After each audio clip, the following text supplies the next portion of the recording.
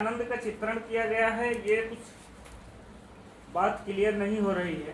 देखिए, दो तो एकदम कन्फर्म है कि कालदेयी रचना का समापन बिंदु है और शैव वैष्णव मतों का समन्वय है। ये तो ठीक है। लोकाश्रयी आनंद का चित्रण पता नहीं कुछ हमको। अच्छा, पता चला दोनों ऑन हो गया। अच्छा किया आप बता दिए।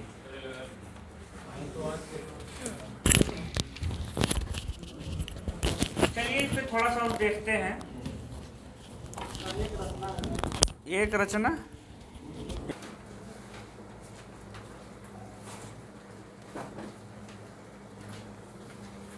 त्रिलोचन हिंदी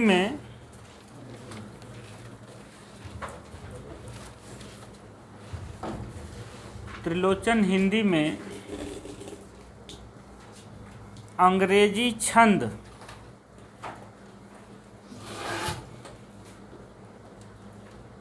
सानेट के संस्थापक माने जाते हैं।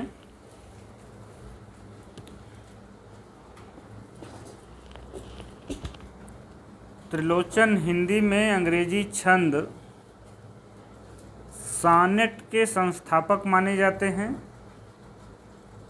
यह छंद इनको सिद्ध था।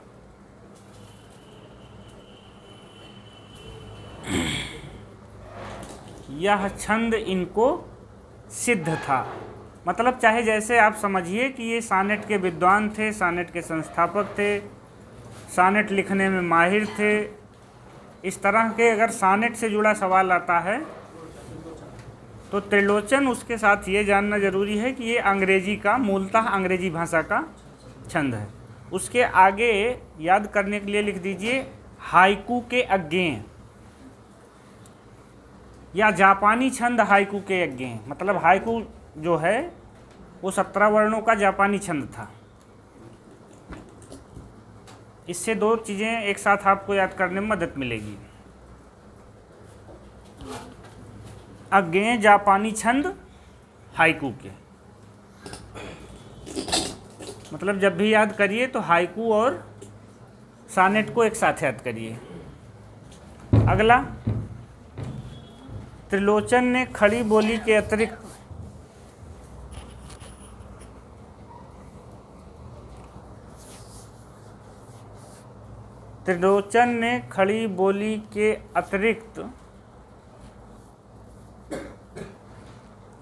अवधी भाषा में भी रचना की है। ये सवाल टीजीटी में आया था और वहाँ उत्तर गलत दिया था। त्रिलोचन ने खड़ी बोली हिंदी के अतिरिक्त अवधी भाषा में भी रचना की है। ब्रैकेट में चाहे आप अमोला लिख सकते हैं कि वो रचना क्या है। ऑलरेडी आपने लिखा भी है।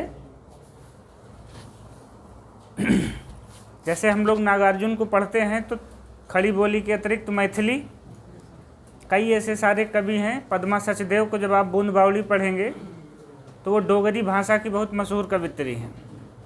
और डोगरी आपको याद होगा, अगर शुरू में पढ़ा हो तो पंजाबी की उपभाषा है। ठीक, तो इस तरह से बहुत सारे लोगों को आप ऐसा देखेंगे कि जो अपनी मातृभाषा में भी लिखते हैं, साथ जो औपचारिक भाषा चल रही है उसमें भी। अगला पॉइंट, अवध जनपद, क्योंकि सुल्तानपुर के थे ये, जान ही रहे हो आप लोग। अवध जनपद इनकी कविताओं में सर्वत्र व्याप्त रहता है।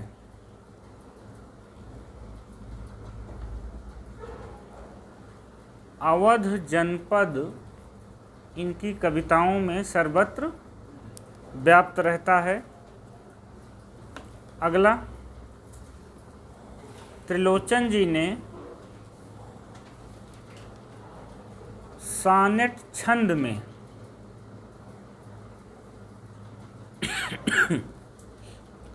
त्रिलोचन जी ने सानेट छंद में मुख्यतः व्यंग रचनाएं की है। त्रिलोचन जी ने सानेट छंद में मुख्यतः व्यंग रचनाएं की हैं। मतलब आपको ये है कि सानेट बराबर व्यंग। अगला, त्रिलोचन ने मासिक पत्र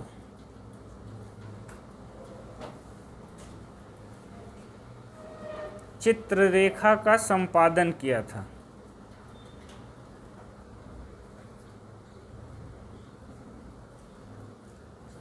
त्रिलोचन ने मासिक पत्र चित्ररेखा का संपादन किया था। अंतिम पॉइंट है इसमें, अष्टभुजा शुक्ल ने, उस समय भी हम बताए थे, यहाँ लिखवा दे रहे हैं। अष्टभुजा शुक्ल ने अमोला को त्रिलोचन की विनय पत्रिका कहा है। अष्टभुजा शुक्ल ने अमोला को त्रिलोचन की विनय पत्रिका कहा है। डैश करके आगे लिखना चाहो तो हारे के हरिनाम दिनकर की विनय पत्रिका है, और विनय पत्रिका गोस्वामी तुलसीदास की है ही, तो तीनों विनय पत्रिका आप इकट्ठा कर सकते हो। अष्टभुजा शुक्ल ने अमोला को त्रिलोचन की विनय पत्रिका कहा है, और हारे के हरिनाम दिनकर की विनय पत्रिका मानी जाती है। अब दिनकर वाली किसने कहा ये नहीं मिला है, लेकिन दिनकर की विनय पत्रिका हारे के हरिनाम को माना जाता है। अब त्रिलोचन पे 4 विद्वानों के 5 कथन हैं, 5 विद्वानों के कथन।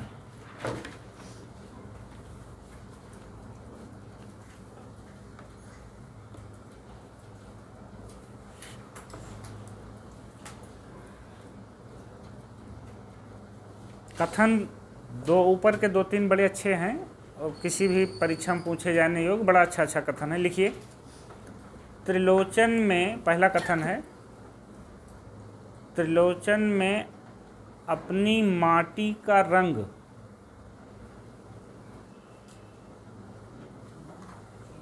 त्रिलोचन में अपनी माटी का रंग, फिर से हम बोल रहे हैं, त्रिलोचन में अपनी माटी का रंग इतना गहरा है कि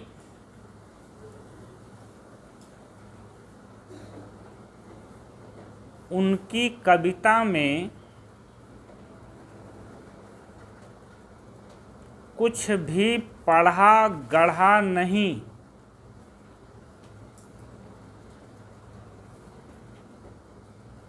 उनकी कविता में कुछ भी पढ़ा गढ़ा नहीं, सब कुछ सहज जिया हुआ लगता है।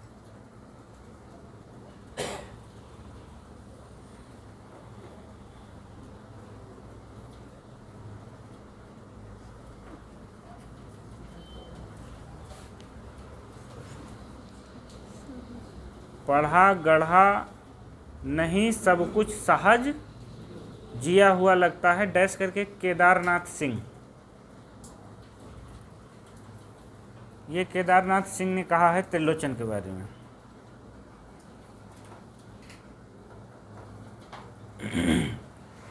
अगला, त्रिलोचन की कविता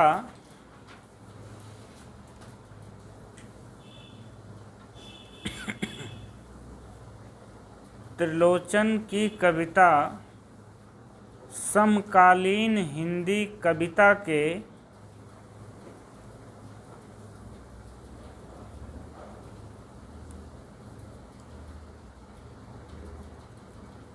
त्रिलोचन की कविता समकालीन हिंदी कविता के भूगोल का एक ध्रुव है।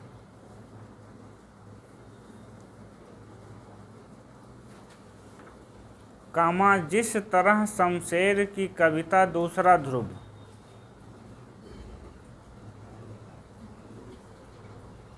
जिस तरह शमशेर की कविता दूसरा ध्रुव, ज्ञानेन्द्रपति।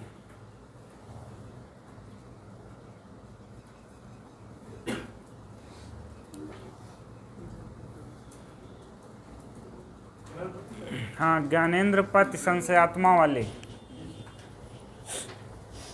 अगला पॉइंट मतलब इसी में कथन, मुक्तिबोध ने त्रिलोचन को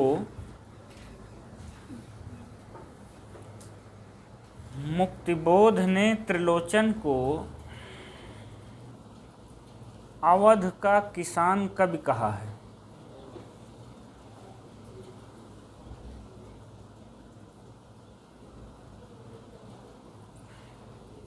मुक्तिबोध ने त्रिलोचन को अवध का किसान कवि कहा है। अगला पॉइंट, बच्चन सिंह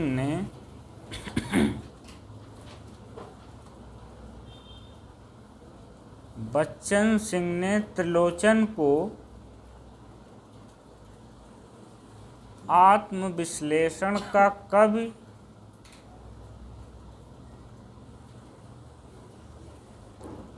और किंवदंती पुरुष कहा है। बच्चन सिंह ने त्रिलोचन को आत्मविश्लेषण का कवि और किंवदंती पुरुष, दोनों को अलग अलग भी पूछ सकता है, एक में भी पूछ सकता है, किंवदंती पुरुष कहा है। आखिरी पॉइंट, बच्चन सिंह ने त्रिलोचन को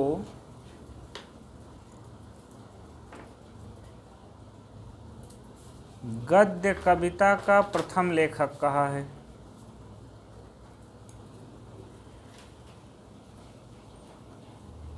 बच्चन सिंह ने त्रिलोचन को गद्य कविता का प्रथम लेखक कहा है। 4 विद्वानों के 5 कथन हो गए। पंक्तियां,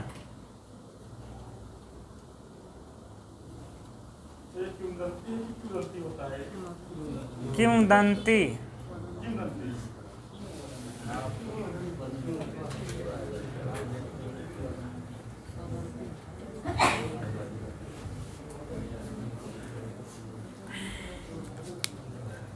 जिसे कहते हैं जीते जी आप जो है एक,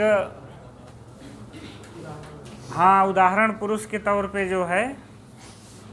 इसीलिए देखिए ज्ञानेन्द्रपति वाला कथन है कि शमशेर मतलब इस तरह के कवि हैं कि मतलब लिखते कम हैं और उससे व्यक्त बहुत ज़्यादा करते हैं। दूसरी तरफ ज्ञानेन्द्रपति का कथन आप देखिए कि हिंदी कविता के एक भूगोल का, एक ध्रुव का प्रतिनिधित्व शमशेर करते हैं तो दूसरे का त्रिलोचन करते हैं। चलिए पंक्तियाँ रखिए। चंपा काले काले अक्षर नहीं चीनती, पहली ही लाइन। चंपा, यहाँ से बहुत लोग बंगाल कमाने जाते हैं।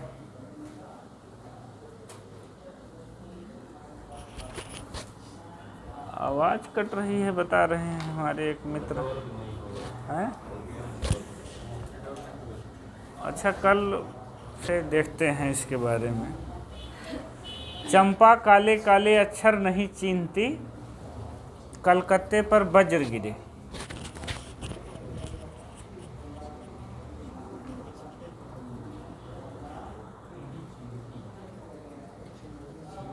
हाँ, चंपा काले काले अक्षर नहीं चीनती, कलकत्ते पर वज्र गिरे। ये उसी मतलब लोकगीत टाइप का है, आप ये समझिए। अगला, चिक्कन मुक्कन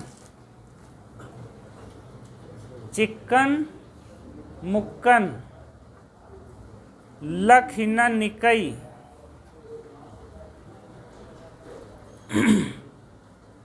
चिक्कन मुक्कन लख न निकई गनि लेई, गनि लेई। लिखें का आगे आगे उसमें है, कबहू कबहू काटे लहर न देई।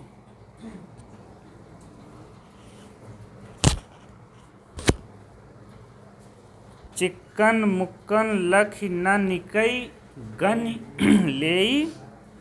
कबहू कबहू काटे लहर न देई।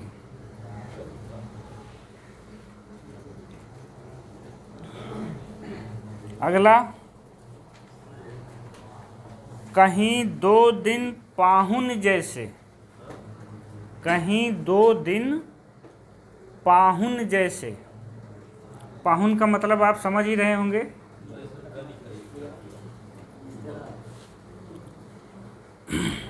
देखना पड़ेगा, मुझे भी नहीं मालूम। पाहुन का मतलब समझ रहे हैं ना, दामाद से तात्पर्य लिया जाता है, खास करके ब्रज क्षेत्र में। पाहुन शब्द का इस्तेमाल महादेवी वर्मा भी एक कविता में पढ़ रहे थे, ठीक। लेकिन यहाँ देखिए कुछ दूसरा संदर्भ है। कहीं दो दिन पाहुन जैसे रहकर बादल चले गए थे। ये किसी किसान की व्यथा कह रहे हैं ये। कहीं दो दिन पाहुन जैसे रहकर बादल चले गए थे। अगली पंक्तियाँ नेक्स्ट नई है। मुझे जगत जीवन का प्रेमी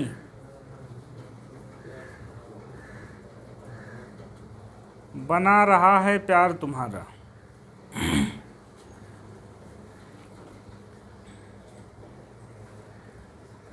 शुक्ल जी की भाषा में कहें तो ये भी दो कलात्मक कला में बड़े सिद्धहस्त कवि थे। आखिरी पंक्तियां देखिए कितनी तत्सम प्रधान लिखे हैं, ये यूजीसी नेट में आई है। विषम शिला संकुला, नेक्स्ट नई, ये नेट में आई है। विषम शिला संकुला पर्वतो भूता गंगा।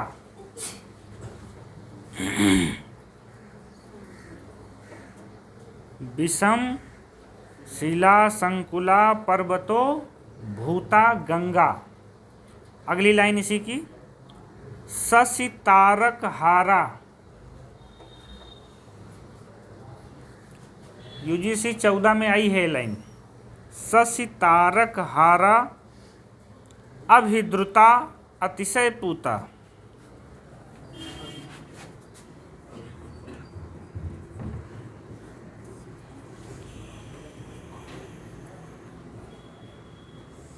शशि तारक हारा अभिद्रुता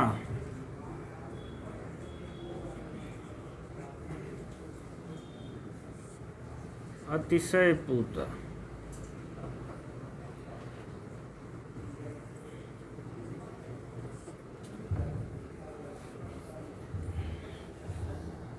अतिशय पूता।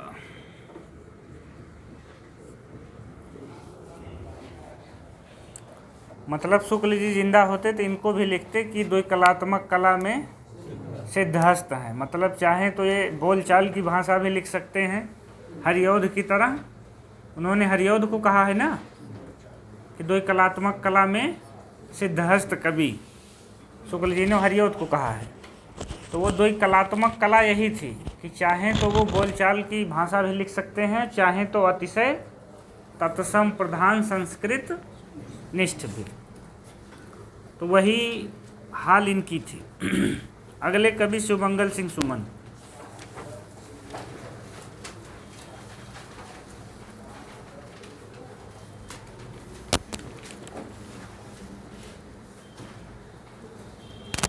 इसे बैठो तुम, इसको हमको दो। 1917 से 2002 उन्नाव।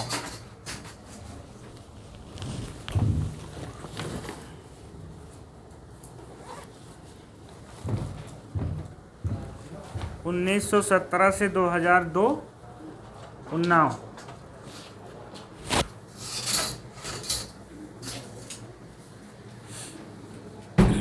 रचनाएं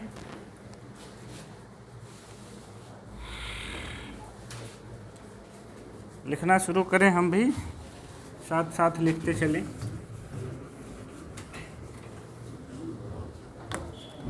1917 से 2002 उन्नाव में ही भगवती चरण वर्मा थे, उन्नाव में ही प्रताप नारायण मिश्र थे। अब आप याद कर लीजिए कि उन्नाव कौन कौन थे। हिल्लोल,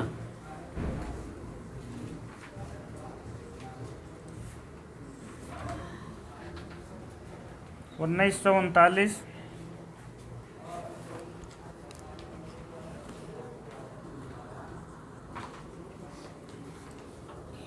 निकल जा रहा है। जीवन के गान 1941,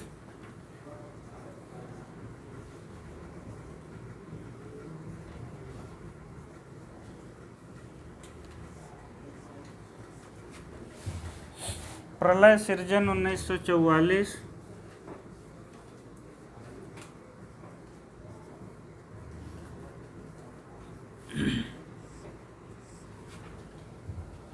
विश्वास बढ़ता ही गया,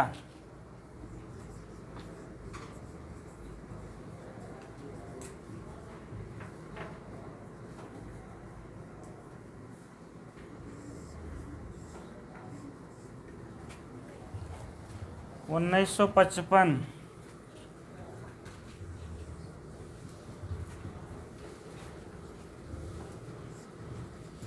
पर आँख नहीं भरी,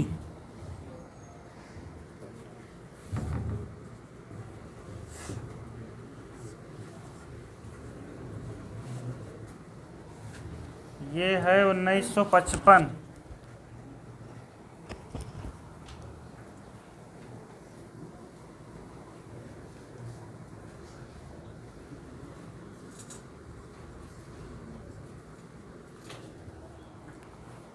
विंध्य हिमाचल,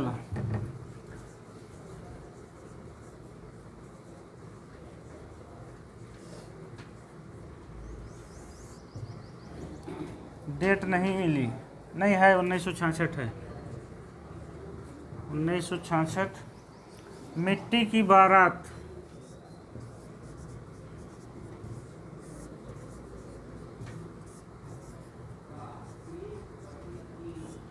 उन्नीस सौ 1974 में साहित्य अकादमी पुरस्कार मिला इस पर। इसके आगे लिख दीजिए।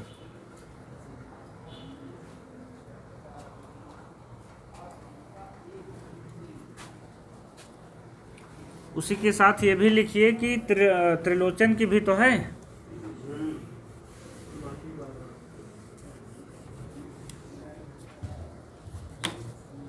तो आगे लिख लीजिएगा, नवयुग के गान,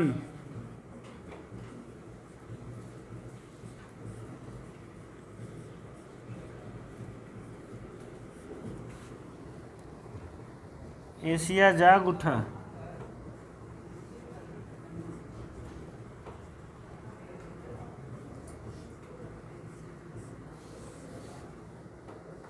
वाणी की व्यथा,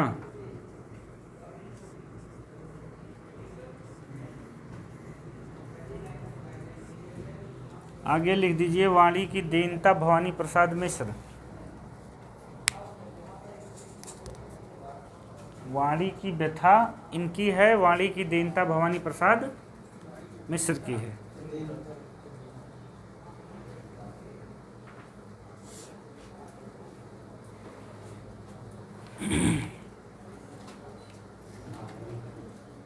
तीन मतलब प्रसिद्ध कविताओं में केवल 3 कविताएं हैं बस।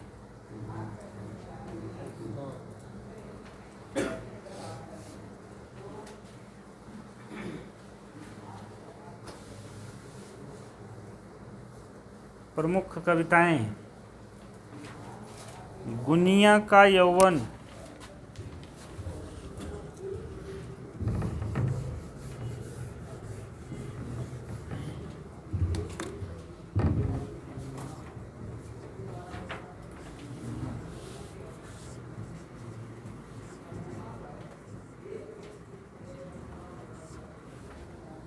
कलकत्ते का अकाल,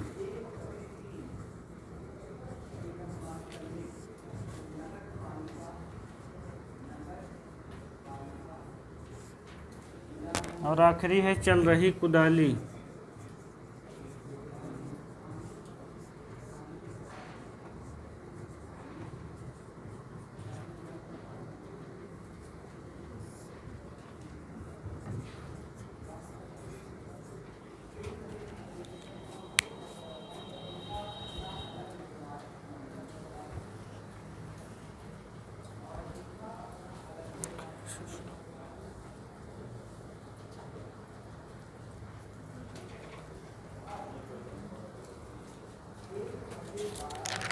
उसके बाद इनके हम कुछ नहीं नोट किए हैं। आगे गजानन माधव मुक्तिबोध।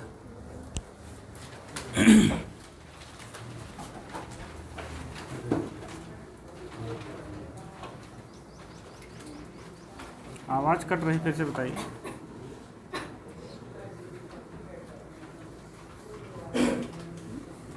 आवाज़ कट रही।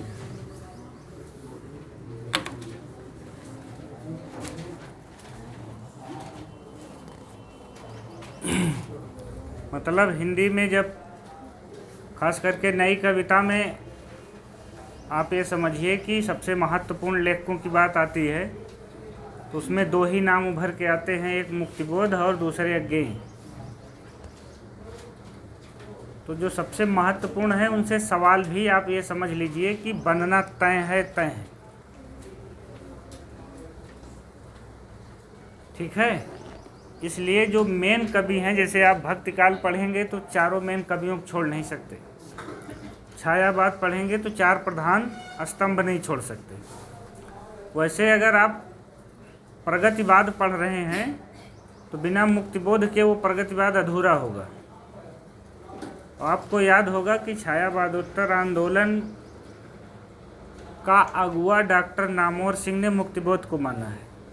अगर आपको याद हो, जब हमने लिखवाया था कि नंद दुलारे वाजपेयी ने अंचल को माना, वहाँ किसी ने गिरजा कुमार माथुर को शायद नगेंद्र ने माना और मुक्तिबोध ने नामवर सिंह ने सीधे मुक्तिबोध को माना है। तो मुक्तिबोध के बारे में अगर जितना भी आप थोड़ा बहुत पढ़ेंगे या पढ़े होंगे, खास करके कविताएं नहीं, उनके जीवन के बारे में, तब आपको समझ में आएगा। हम तो बहुत ज़्यादा नहीं पढ़े, लेकिन चांद का मुँह टेढ़ा है कि उस भूमिका से पता चल जाता है कि उनका जीवन कितना संघर्षमय था। उस भूमिका में उन्होंने बड़े अच्छे से लिखा है कि उनकी पहली किताब तब छपी थी, लोग तब उनके बारे में जान पाए थे जब वो मरणशैया पर पड़े हुए थे। और उसकी भूमिका जो है शमशेर बहादुर सिंह ने लिखा चांद का मुँह टेढ़ा है कि, और उसका संपादन श्रीकांत वर्मा ने किया है। मतलब वो अपना पहला संकलन देखने की हालत में नहीं थे। इसीलिए जितना आत्मसंघर्ष निराला के यहाँ है उतना ही मुक्तिबोध के यहाँ है, और शायद और उतना किसी के यहाँ नहीं, पूरी हिंदी कविता में है ही नहीं। उनके यहाँ जो अंधेरे में आप पढ़ते हैं वो खाली मुझे लग रहा है ज़्यादा से ज़्यादा 10-15 पेज की भूमिका है, वो चांद का मुँह टेढ़ा है। तो उसको पढ़ने के बाद आपको उनके जीवन के बारे में एक खाका, जैसे सरोज स्मृति पढ़ने के बाद निराला की आत्मकथा समझ में आ जाती है।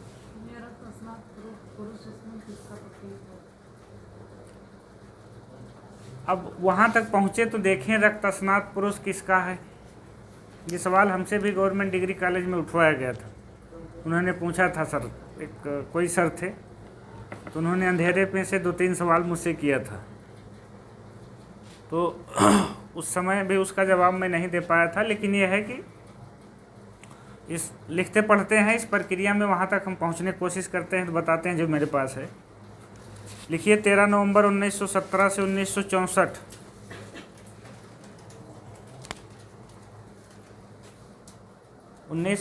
उनका भी था, अभी जो आपने पहले लिखे त्रिलोचन का।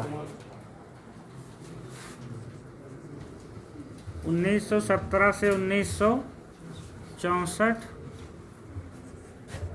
श्योपुर, ग्वालियर, मध्य प्रदेश। ये श्योपुर भी हमको उसी चांद का मुँह टेढ़ा है भूमिका मिला।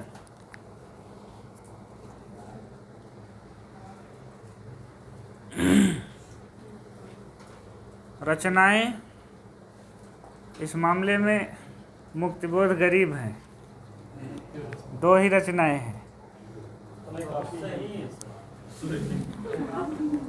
लेकिन धैर्य रखो, हमने उनके चांद का मुँह टेढ़ा है कि 28 कविताएं नोट की हैं।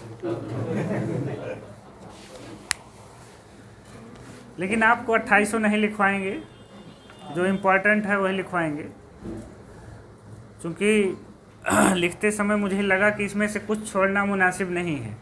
इनकी 28 कविताओं कम से कम हम जानते तो रहें, कहीं कोई बात आए कि ये कविता उनके किस संग्रह में है, तो दो ही, ठीक, लेकिन जो मेन है जो उनके जीवन काल में आया वो यही है। लिखिए, चांद का मुंह। प्रगतवादियों को आज तक जो चांद सबको जो है चंद्रमुखी नज़र आता था, वो प्रगतवादियों को चांद का मुंह ही टेढ़ा नज़र आने लगा। और आप देखिए 1964 में आता है लगभग, आगे लिखिए 1964, इसको लिख लेते हैं तो बताते हैं। चांद का मुंह टेढ़ा है 1964, आगे लिख लीजिए थोड़ा सा एक। इसमें कुल 28 कविताएं हैं।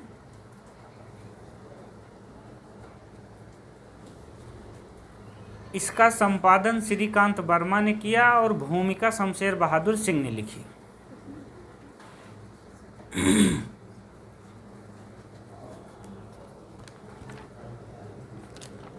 इसका संपादन श्रीकांत वर्मा ने किया और भूमिका, चाहे और इसकी भूमिका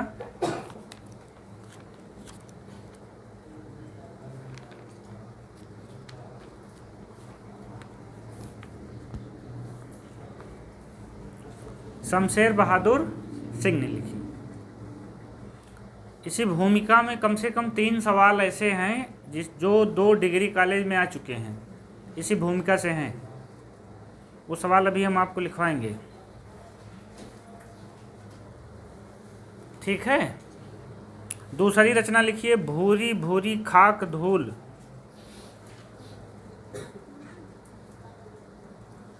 (1980)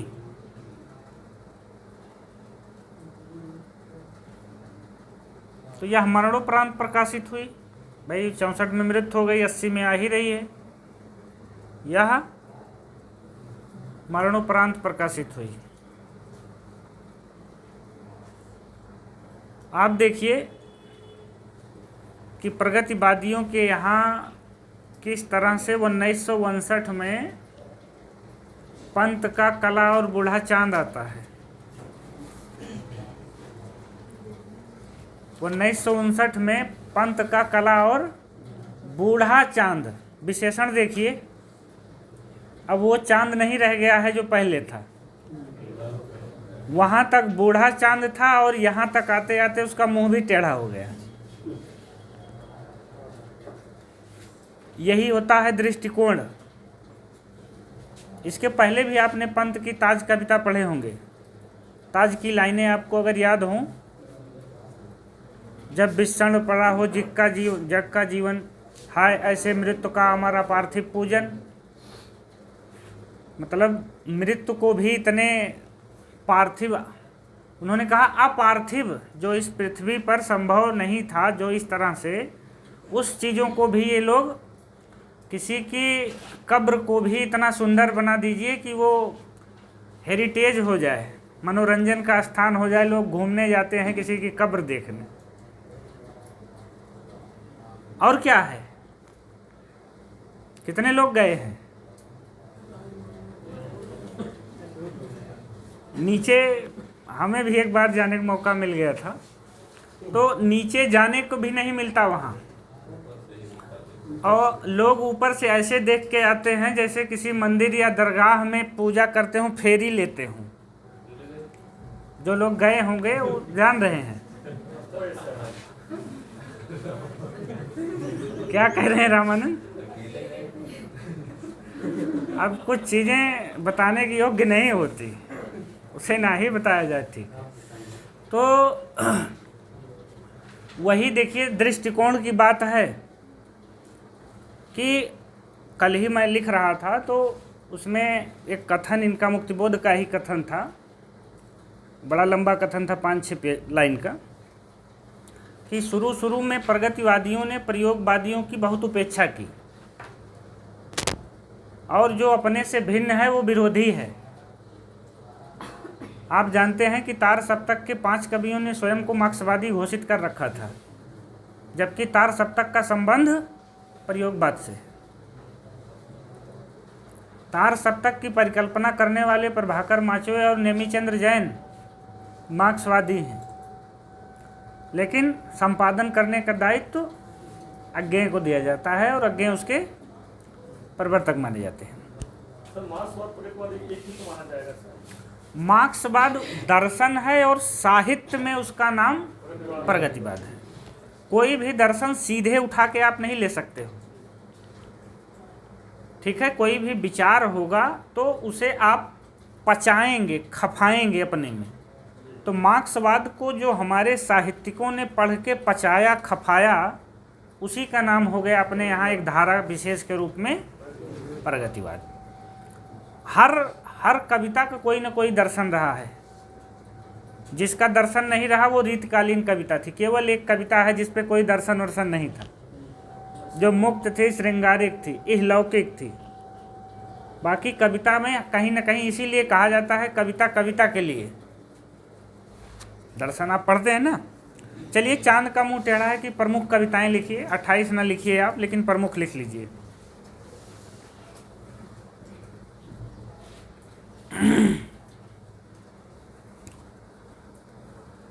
वैसे इसमें जो सीरियल है चांद का मुंह टेढ़ा में, खैर सीरियल से क्या मतलब जब 2800 नहीं लिखनी है। लिखिए भूल गलती। प्रमुख कविताओं में भूल गलती, ब्रह्म राक्षस,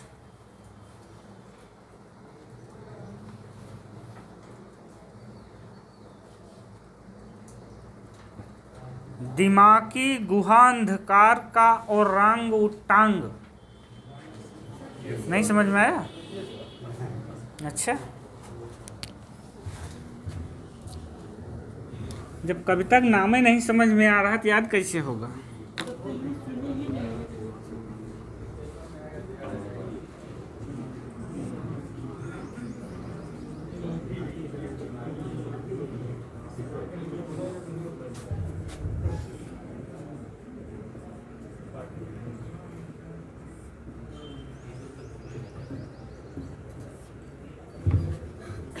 अब समझ में आया? और रांग उटांग, इसीलिए तो हम कल आपसे कहे थे कि एक आदमी इतिहास लिखने में अपने ज़िंदगी के 30 साल, 35 साल, 40 साल खपा देता है और हम लोग उसे 2 घंटे में पढ़ना चाहते हैं, पूरा 100 का 100%। तो जब अपेक्षाएं इतनी ज़्यादा हो जाएंगी तो वो हवा हो जाएंगी। ठीक, अगला लिखिए लकड़ी का बना रावण।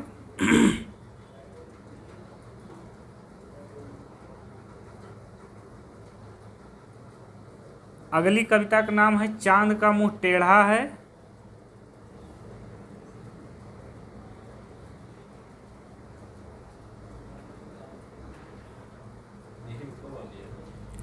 लिखते जाइए, उसमें बहुत परेशान मत होइए। एक भूतपूर्व विद्रोही का आत्मकथन।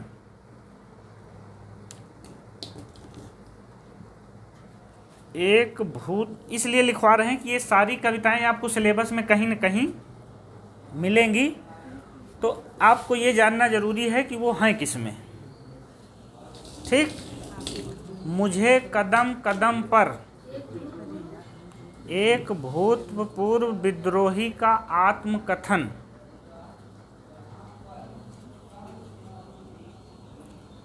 मुझे कदम कदम पर, इसी की लाइन है ना। मुझे हर चमकता हुआ क्या पत्थर हीरा है, हर वाणी में दीनता धीरा है, क्या है, उसी की लाइन है ये। अगला, ओ काव्यात्मन फणिधर। ओ काव्यात्मन फणिधर, समझ में आया? हाँ, मतलब काव्य के नाग। फणि का मतलब क्या है? धर का मतलब धारण करने वाले। और किसके? काव्य के नाग जो हैं बैठे हैं, कोई नया कवि आया तो नहीं डस ले। उन्होंने बहुत तगड़ा तगड़ा व्यंग किया है। सब साहित्यिक चुप, कवि जन निर्वाक। आप उसमें देखिए अंधेरे में, कि ओ काव्यात्मन कहाँ गया, फणिधर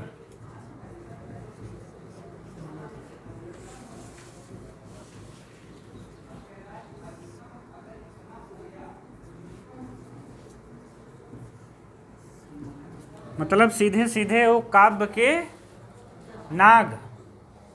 और क्या हुआ इसका, और यही चीज निराला जी नहीं कह पाए थे, लेकिन इन्होंने खूब उधेड़ा है। मतलब थोड़ा बहुत नहीं, ऐसे मतलब मुक्तिबोध नहीं है। इन्होंने अपने समकालीन समय के जितने एक कहिए लेखक समाज था उसको नंगा कर दिया है, नंगा, कहीं नहीं छोड़ा है उन्होंने। और यही कारण था कि उनके जीवन काल में उनको महत्व भी नहीं मिला। पागल भी हो गए थे, नहीं, निराला हुए थे, ये नहीं, यही पागल हो गए थे, बीड़ी पीते थे और नहीं भी उस उनकी नहीं वो उसमें चांद का मुंह टेढ़ा में है पूरा। उसमें ये कब ग्वालियर से इनको दिल्ली में इलाज कराने के लिए कम से कम 25-30 उस समय के जो चोटी के विद्वान थे उन्होंने सीधे प्रधानमंत्री को खत लिखा था।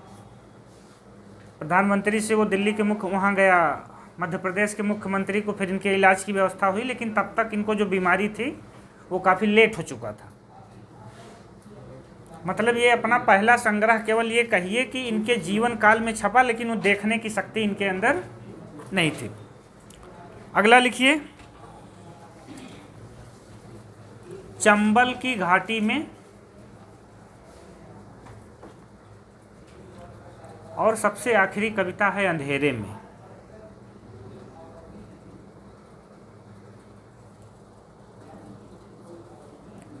चंबल की घाटी में सबसे आखिरी कविता है अंधेरे में।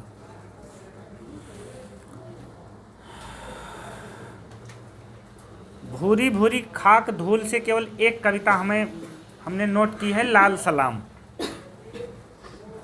वैसे उसमें शायद 49 या 50 कविताएं हैं, लेकिन उसमें से जो ऑथेंटिक रूप से मुझे मिली है वो एक कविता मिली है चर्चित में, लाल सलाम।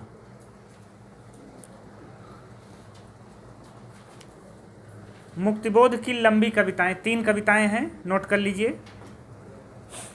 भूरी भूरी खाक धूल से केवल एक कविता रहेगी, लाल सलाम।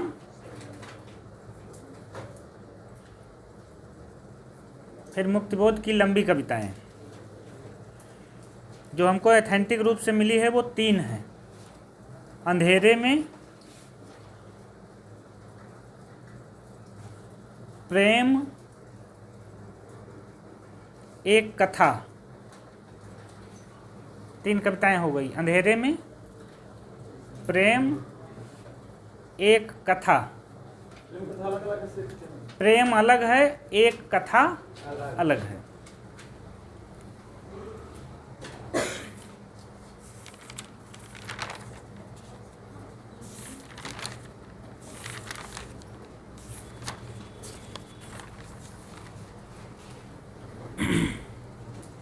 चलिए अन्य तथ्य शुरू करते हैं।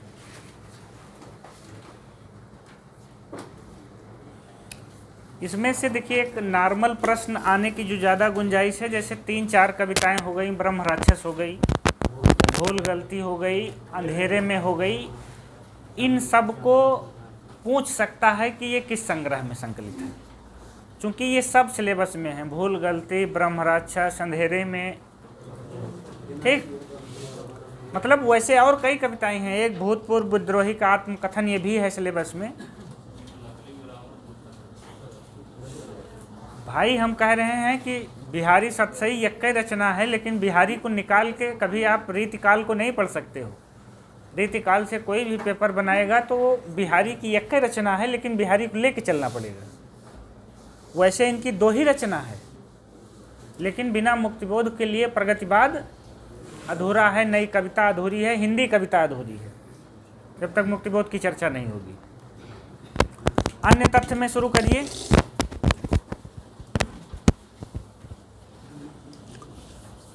मुक्तिबोध के अनुसार साहित्य का उद्देश्य क्या था, पहला पॉइंट यही लिखते हैं।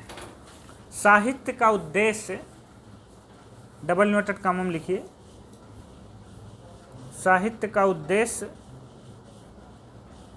सांस्कृतिक और मानसिक परिष्कार है।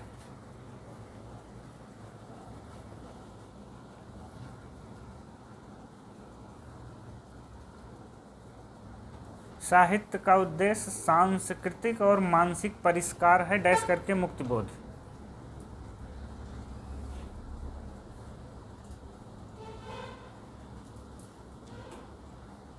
अगला, जीवनानुभवों, मतलब जीवन और अनुभव को जोड़ दीजिए। जीवनानुभवों से जुड़ी हुई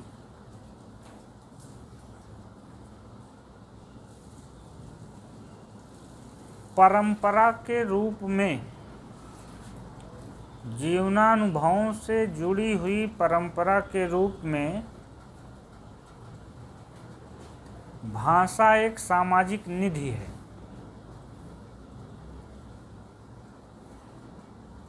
जीवनानुभवों से जुड़ी हुई परंपरा के रूप में भाषा एक सामाजिक निधि है, डैश करके मुक्तिबोध।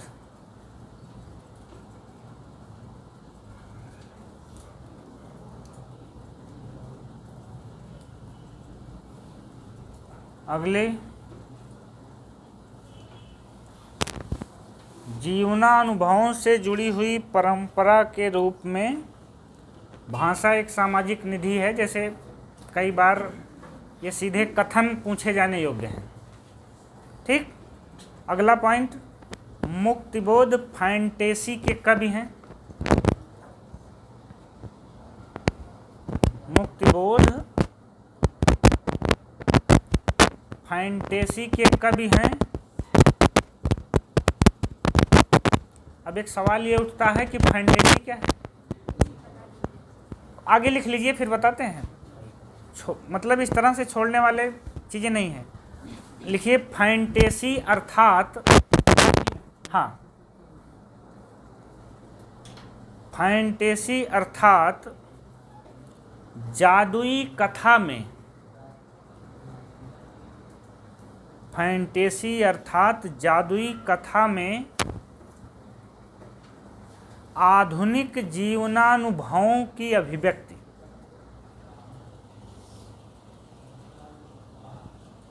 फैंटेसी क्या हो गई? एक ऐसी जादुई कथा जिसमें आधुनिक जीवनानुभवों की अभिव्यक्ति की जाती है।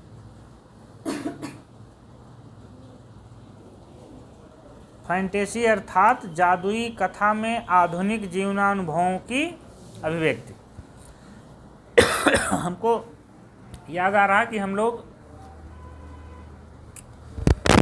वो लक्ष्मी नारायण मिश्र को किस प्रकार का नाटककार मानते हैं? समस्यात्मक नाटककार। ये समस्या नाटक क्या होता है?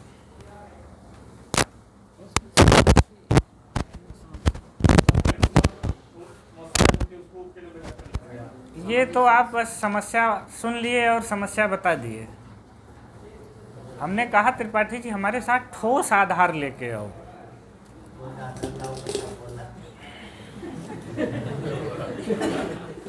ठोस आधार का मतलब ये है कि आप विश्वनाथ त्रिपाठी सरल इतिहास पढ़ेंगे तो सरल इतिहास में लिखा है कि समस्यात्मक नाटक का तात्पर्य है ऐसे नाटक से जिनकी समस्याएं तत्कालीन समाज से होते हुए भी बहुत कुछ व्यक्ति के मनोजगत से जुड़ी हुई होती हैं।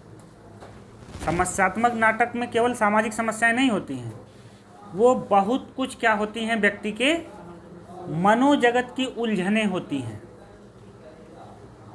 उनको हम समस्या नाटक कहते हैं। ऐसे तो हर नाटक में सामाजिक समस्या होगी। आप जाइए लक्ष्मी नारायण मिश्र को पढ़िए त्रिपाठी जी वाले में, तो वही चीज़ यहाँ पर है कि फैंटेसी का मतलब जादुई कथा में, कथा तो आपको लगेगी कि ये बिल्कुल जादुई है। जैसे जब आप उनकी अंधेरे में पढ़ोगे तो लगेगा कथा तो ये कुछ अलग ही कह रहे हैं, लेकिन उस कथा में है क्या? आधुनिक जीवन अनुभवों की अभिव्यक्ति। इसीलिए हमने समस्या नाटक का आपको उदाहरण दिया। ठीक। अगला पॉइंट लिखिए, अगर डैश करके लिखना चाहें तो डॉक्टर बच्चन सिंह।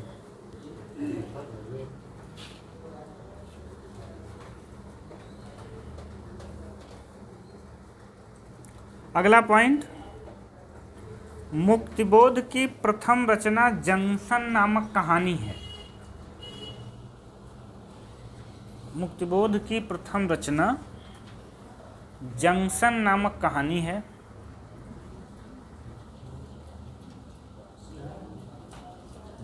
जंक्शन नामक कहानी। अरे इलाहाबाद जंक्शन सुने हो, तो इलाहाबाद हटा दो, जंक्शन ले लो।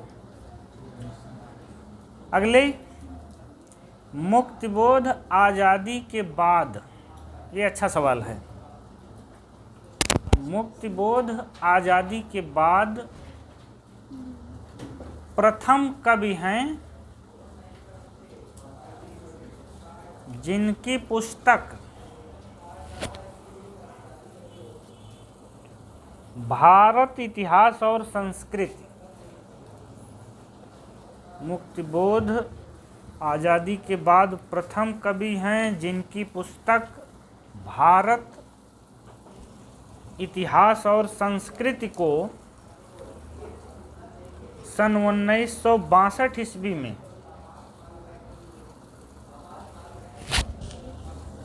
भारत इतिहास और संस्कृति को सन 1962 ईस्वी में मध्य प्रदेश सरकार ने प्रतिबंधित किया था। इसमें सब कुछ निकाल के रख लिया गया है, कब किया, किसने किया, किस पर किया। सन 1962 में मध्य प्रदेश सरकार ने प्रतिबंधित किया था। चाहे ये पूछें कि आज़ादी के बाद पहली कवि, आज़ादी के बाद पहली रचना किस सरकार ने किया, कब किया, सब इस 2-2.5 लाइन में सब है। आगे लिखिए,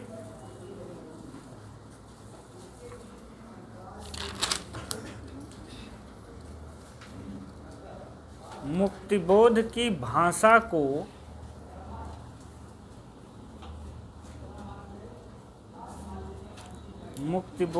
भाषा को डॉक्टर बच्चन सिंह ने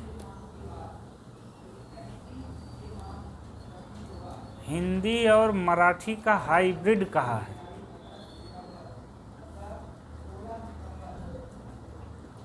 ये केवल कविता में ही विद्रोही नहीं थे, जीवन में भी विद्रोही थे। हिंदी और मराठी का हाइब्रिड, हाइब्रिड जान नहीं रहे हैं, बहुत धान उपजा रहे हैं हाइब्रिड वाला।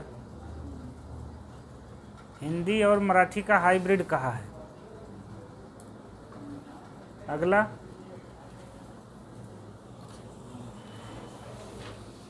मुक्तिबोध का एक लेख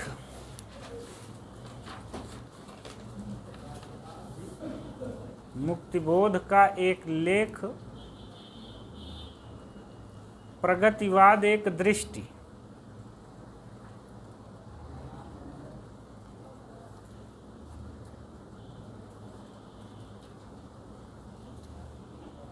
प्रगतिवाद एक दृष्टि, आगामी कल लेख है। प्रगतिवाद एक दृष्टि, आगामी कल कोई पत्र था। आगामी कल में सन 1942 में प्रकाशित हुआ था।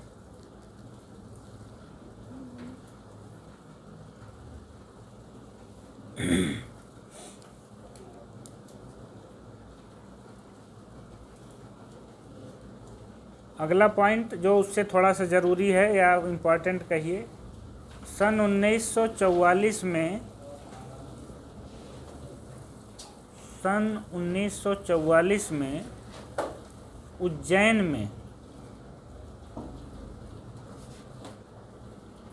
मुक्तिबोध के संयोजकत्व में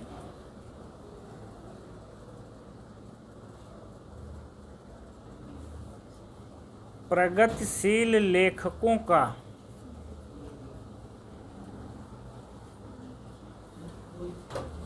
मुक्तिबोध के संयोजकत्व में प्रगतिशील लेखकों का फासिज्म विरोधी सम्मेलन हुआ था।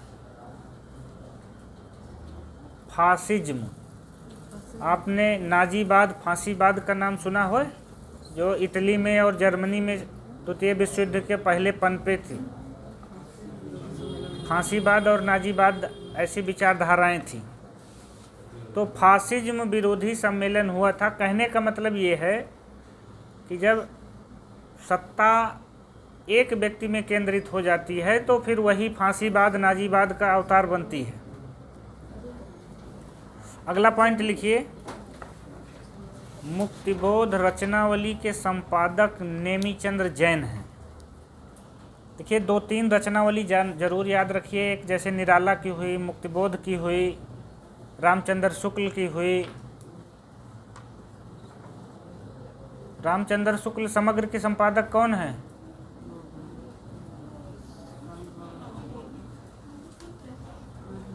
नामवर सिंह के पुत्र, रामचंद्र शुक्ल के पुत्र।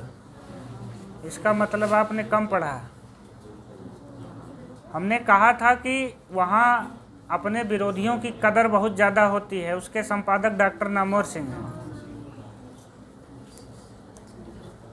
याद रखिए, ये सवाल बहुत इम्पोर्टेंट है। रामचंद्र शुक्ल समग्र के संपादक नामवर सिंह है। जैसे भारतेंदु समग्र के आए थे हेमंत शर्मा।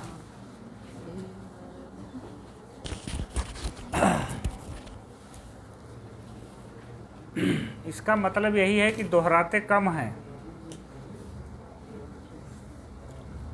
और हम ये वाला सवाल तो मुझे अभी हमने शुक्ल जी को लिखा भी नहीं है, काफ़ी दिन हो गया। ठीक, अगला लिखिए, मुक्तिबोध रचनावली के संपादक नेमीचंद्र। कहीं कहीं पे नेमीचंद्र जैन और रमेश मुक्तिबोध दोनों मिलते हैं, लेकिन रामचंद्र तिवारी में 918 नंबर पेज पे उन्होंने मुक्तिबोध रचनावली का संपादक नेमीचंद्र जैन को दिया है। लेकिन ये ध्यान रखिए कि ऑप्शन में नेमीचंद्र जैन और रमेश मुक्तिबोध दोनों हों और एक साथ हों। मतलब नेमीचंद्र जैन और रमेश मुक्तिबोध इनके पुत्र थे। ठीक, लेकिन रामचंद्र तिवारी में मुझे यही मिला है, इसलिए हम बता दे रहे हैं। अगला पॉइंट, संवेदनात्मक ज्ञान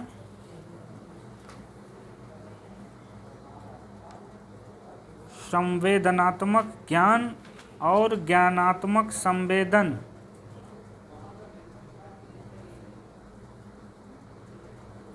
संवेदनात्मक ज्ञान और ज्ञानात्मक संवेदन सूत्र के प्रयोक्ता मुक्तिबोध हैं।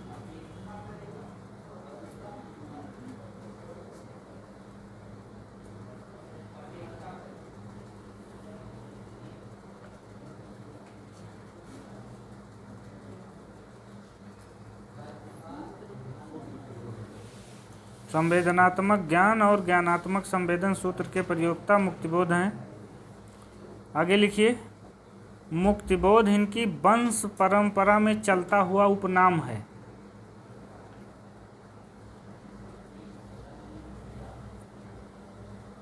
मुक्तिबोध इनकी वंश परंपरा में चलता हुआ उपनाम है।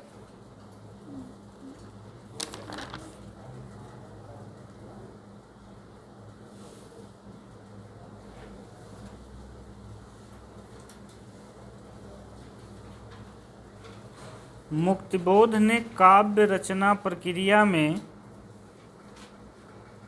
ये भी सवाल कहीं आया है, मुक्तिबोध ने काव्य रचना प्रक्रिया में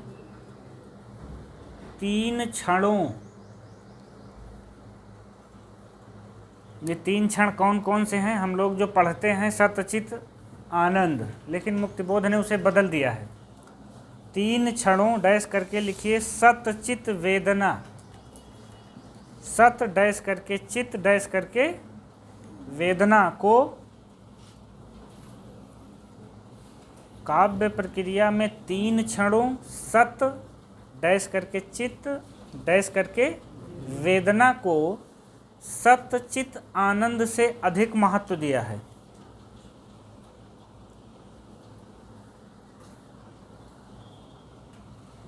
सतचित वेदना को सतचित आनंद से, हम लोग कहते हैं कि प्रभु सच्चिदानंद हैं, उनमें सत्य भी है, चित्त भी है और आनंद भी है। वाह वाह वाह। लेकिन जो है मुक्तिबोध ने कहा कि ये सत्य नहीं है, वास्तव में हमारे सामने सत्य, चित्त और वेदना है। ये काव्य प्रक्रिया के जो 3 क्षण हैं मुक्तिबोध के, वो तीनों क्षण हैं सत्य, चित्त, वेदना।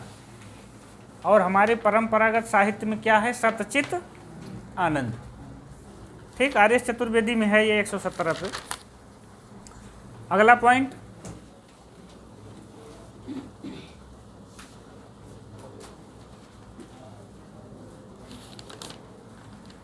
ब्रह्म राक्षस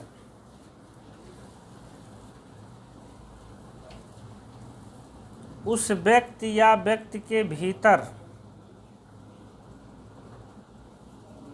ब्रह्म राक्षस उस व्यक्ति या व्यक्ति के भीतर उस चेतना का प्रतीक है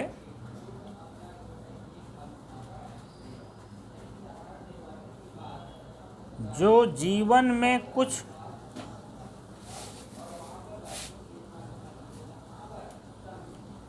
उत्तम की उपलब्धि के लिए संघर्षरत है,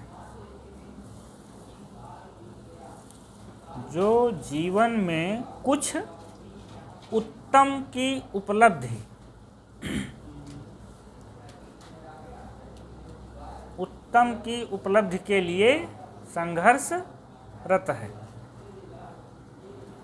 ब्रह्म राक्षस कविता पढ़ी है आप लोगों ने? कहानी बताओ कुछ उसकी। कहाँ रहता है वो? बावड़ी मतलब? चलिए, औदुंबर, औदुंबर, औदुंबर क्या था उसमें? एक तो मतलब ये है कि इससे आपको इस 2 लाइन से पता चल सकता है कि ब्रह्म राक्षस हर वो आदमी है जो कुछ अपने से उत्तम की तलाश में संघर्षरत है, जिसे कुछ और बेहतर, इन्होंने कहा ना कि पूरी दुनिया साफ करने के लिए एक मेहतर चाहिए जो मैं हो नहीं सकता, जो है उससे बेहतर चाहिए। पूरी दुनिया को साफ करने के लिए एक मेहतर चाहिए जो मैं हो नहीं सकता।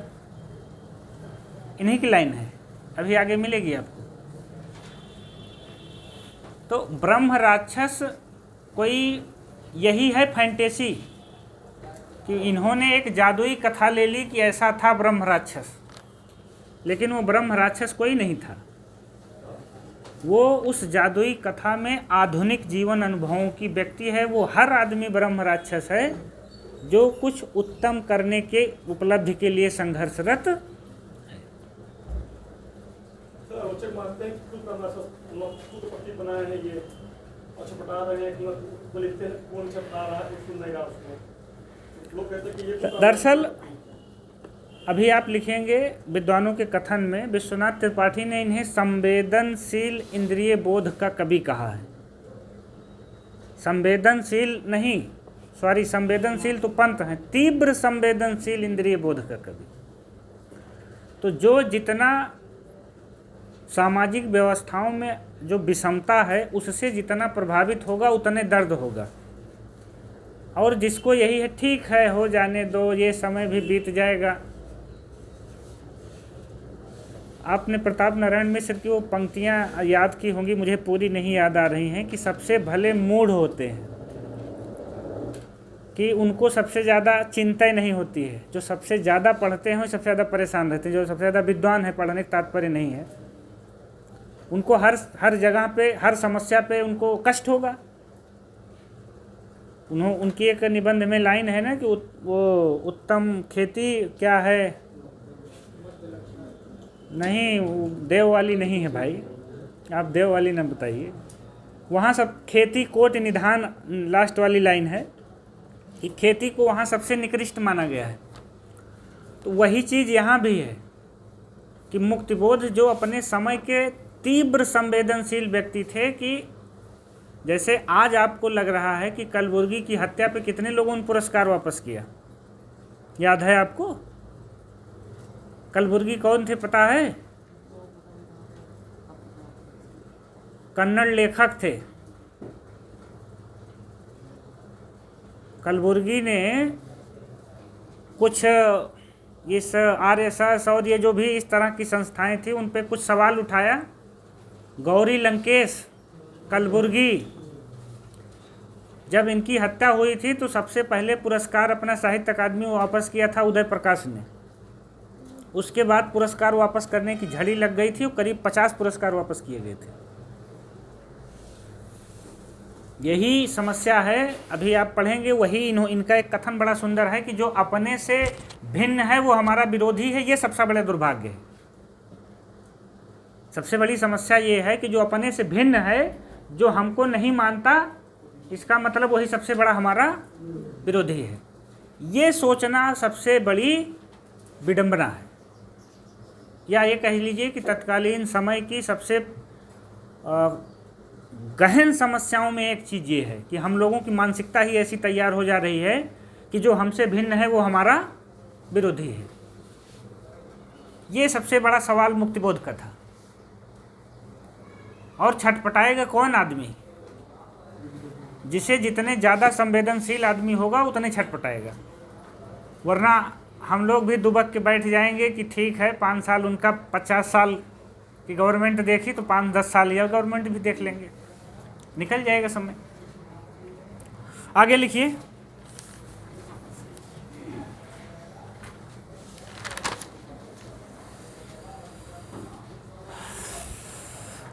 मुक्तिबोधों का समय नहीं यह, ये कविता का नाम है, ध्यान रखिए। मुक्तिबोधों का समय नहीं यह,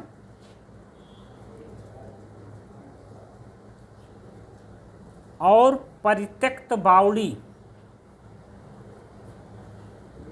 मुक्तिबोधों का समय नहीं यह और परित्यक्त बावड़ी नाम से, परित्यक्त बावड़ी दूसरी है, नाम से सुंदर चंद ठाकुर ने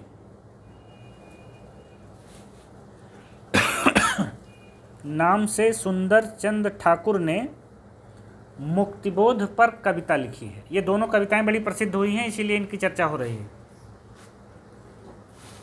मुक्तिबोधों का समय नहीं यह, परित्यक्त बावड़ी नाम से सुंदर चंद ठाकुर ने मुक्तिबोध के ऊपर कविताएं लिखी हैं। एक कविता और है, लिख लीजिए। मुक्तिबोध की मृत्यु के बाद, मुक्तिबोध की मृत्यु के बाद नाम से कविता केदारनाथ अग्रवाल ने लिखी।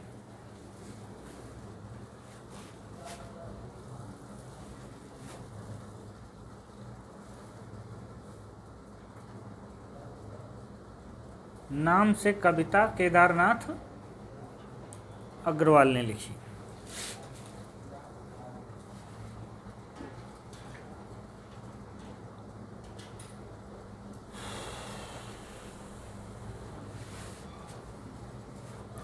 विद्वानों के मत, किसने मुक्तिबोध को क्या कहा? पहला ही कथन जीआईसी पीजीटी का कथन है। चांद का मुंह टेढ़ा है कि भूमिका से ही है ये सवाल।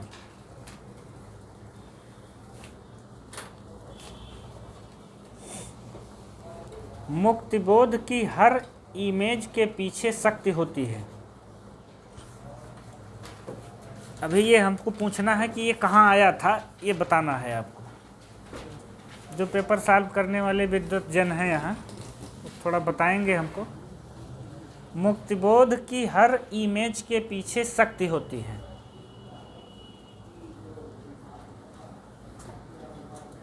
वह हर वर्णन को दमदार, वह हर वर्णन को दमदार, अर्थपूर्ण और चित्रमय बनाते हैं। वह हर वर्णन को दमदार, अर्थपूर्ण और चित्रमय बनाते हैं। डैश करके शमशेर बहादुर सिंह। बताइए कहाँ आया था ये?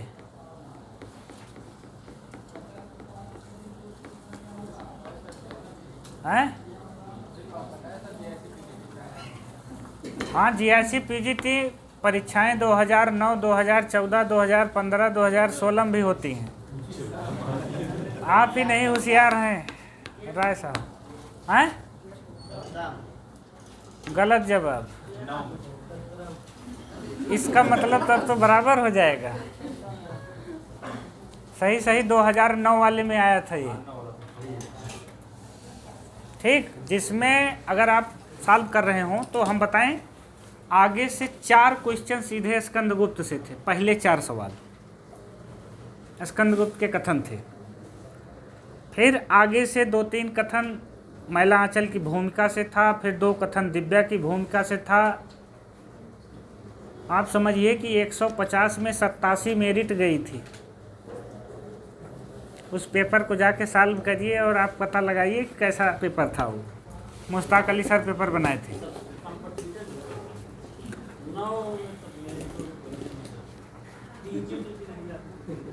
ये इस मुगालते में न जिए अनिल। हम कह रहे हैं कि वो दरअसल पेपर का स्तर इतना टाइट था। आप 2009 वाला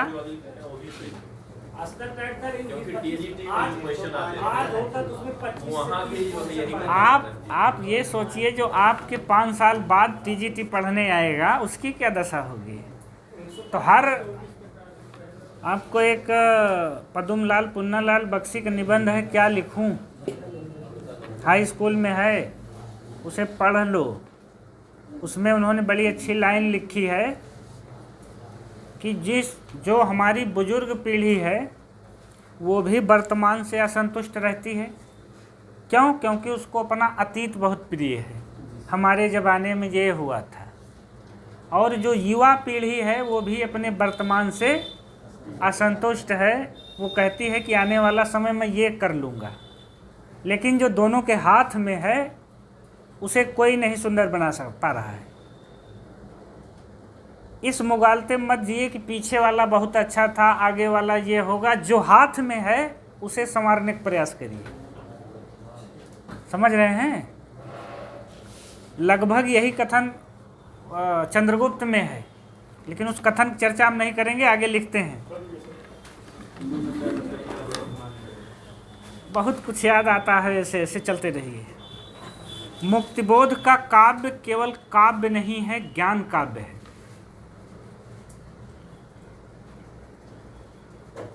मुक्तिबोध का काव्य केवल काव्य नहीं है, ज्ञान काव्य है। श्रीकांत वर्मा।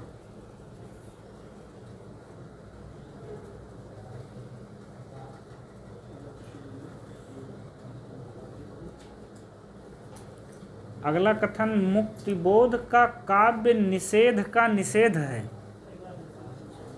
मुक्तिबोध का काव्य केवल काव्य नहीं है, ज्ञान काव्य है। श्रीकांत वर्मा, मगध वाले, याद है ना? मुक्तिबोध का काव्य निषेध का निषेध है, डॉक्टर नामोर सिंह।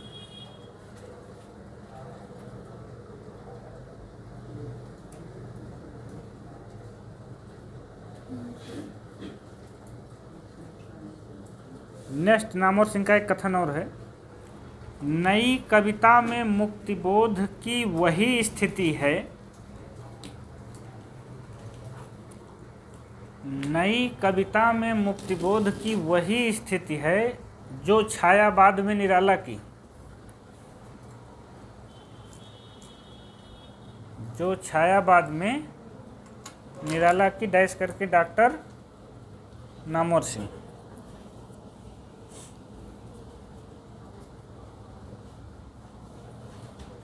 मुक्तिबोध की कविता लावा है, प्रभाकर माचवे।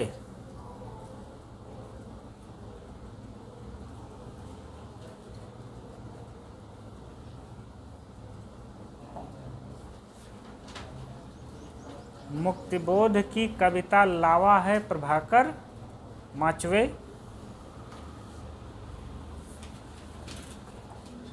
नेक्स्ट, मुक्तिबोध की कविता आरक्षित जीवन की कविता है। मुक्तिबोध की कविता आरक्षित जीवन की कविता है, डॉक्टर रामविलास शर्मा।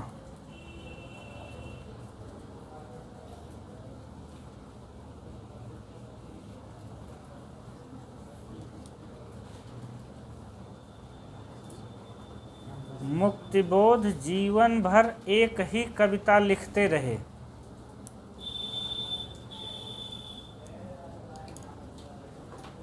मुक्तिबोध जीवन भर एक ही कविता लिखते रहे, डॉक्टर हजारी प्रसाद द्विवेदी।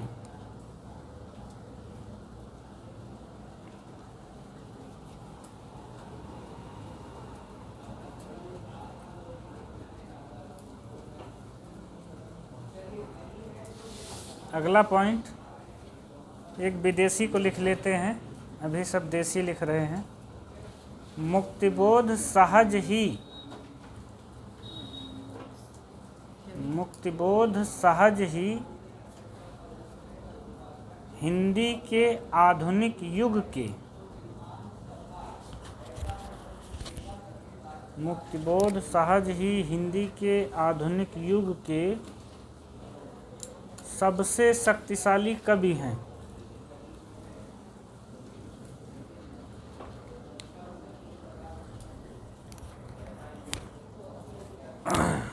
इनका नाम लिखना पड़ेगा। श्रीमती तो लिख ही लेंगे।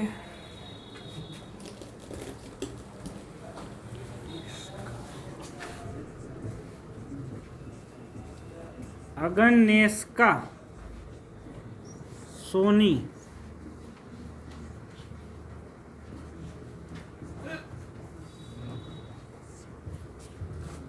एक रूसी विद्वान हैं ये, श्रीमती अगन्येस्का सोनी।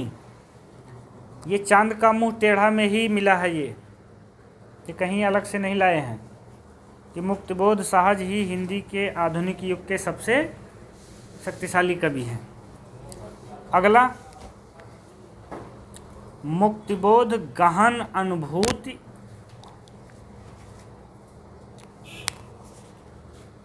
मुक्तिबोध गहन अनुभूति एवं तीव्र इंद्रिय बोध के कवि हैं। खाली इंद्रिय बोध होता तो पंथ हो जाते। मुक्तिबोध गहन अनुभूति एवं तीव्र इंद्रिय बोध के कवि हैं विश्वनाथ त्रिपाठी।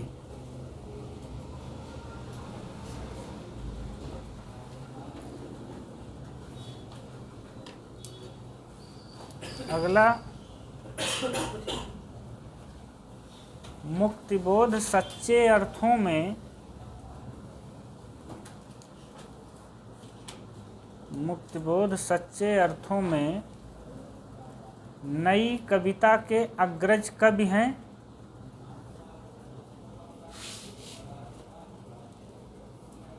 सच्चे अर्थों में नई कविता के अग्रज कवि हैं। इनकी तुलना निराला से की जाती है।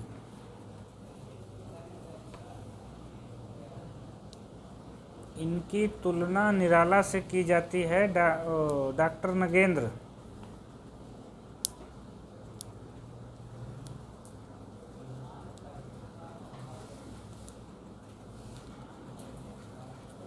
अगला, मुक्तिबोध को डॉक्टर रमेश कुंतल मेघ ने, मुक्तिबोध को डॉक्टर रमेश कुंतल मेघ ने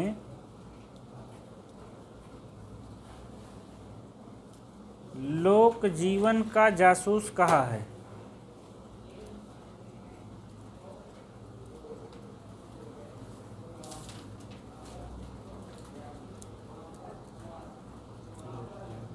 लोक जीवन का जासूस रमेश कुंतल मेघ ने कहा है। हो गया। अगला पॉइंट, 1-2 पॉइंट और है बस। मुक्तिबोध फैंटेसी के कवि हैं?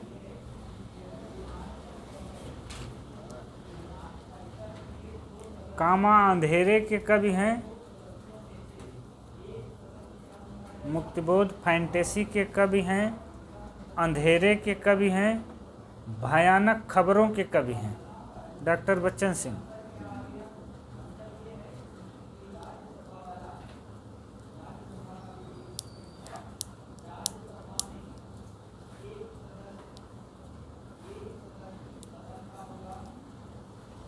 अंधेरे के कवि, भयानक खबरों के कवि, फैंटेसी के कवि। ये जानते रहिए। बात के कवि शमशेर बहादुर सिंह हैं। बात बोलेगी हम नहीं, भेद खोलेगी।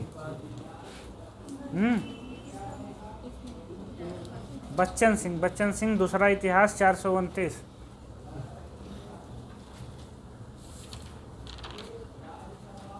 अब हम लोग लिखते हैं अंधेरे में, केवल ये लिखिए अंधेरे में। उसके इस पे जितना कथन आएगा केवल अंधेरे में से। हैं उजाले में, लेकिन लिखिए अंधेरे में।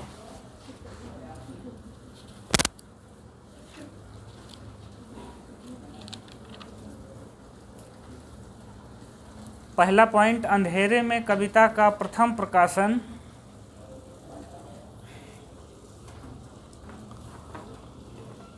अंधेरे में कविता का प्रथम प्रकाशन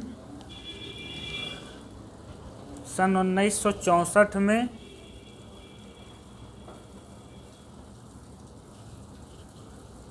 कल्पना में, ब्रैकेट में हैदराबाद लिखिए। कल्पना कहाँ से निकलती थी? हैदराबाद से।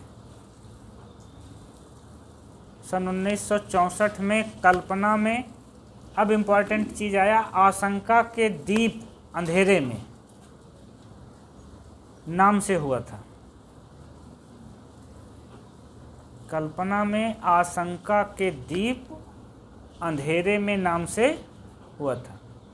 उस भूमिका में उन्होंने लिखा है कि ये मुक्तिबोध का ही सुझाव था कि इसे आशंका के दीप हटा दिया जाए, केवल अंधेरे में नाम से छापा जाए। हालांकि श्रीकांत वर्मा ने उसमें लिखा है कि मैं इसे चाहता था उसी नाम से छापना, आशंका के दीप अंधेरे में, लेकिन चूंकि मुक्तिबोध का स्वयं का सुझाव था, इसलिए ये कविता अपने मूल नाम से न छप के अंधेरे में नाम से मशहूर हो गई। अगला पॉइंट बड़ा दमदार है। शमशेर बहादुर सिंह ने मुक्तिबोध की कविता अंधेरे में को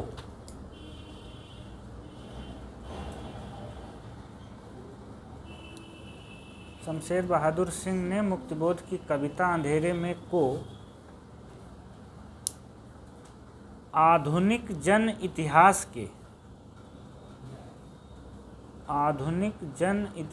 के स्वतंत्रता पूर्व और पश्चात का,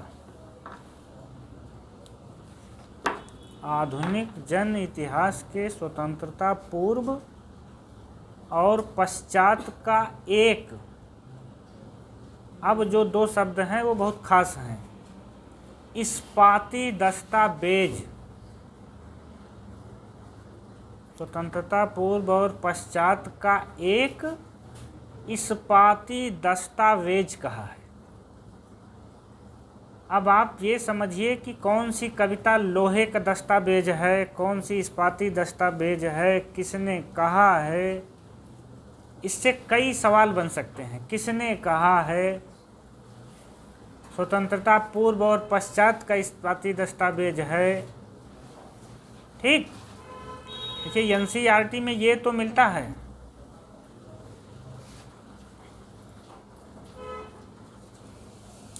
बस आज यहीं तक।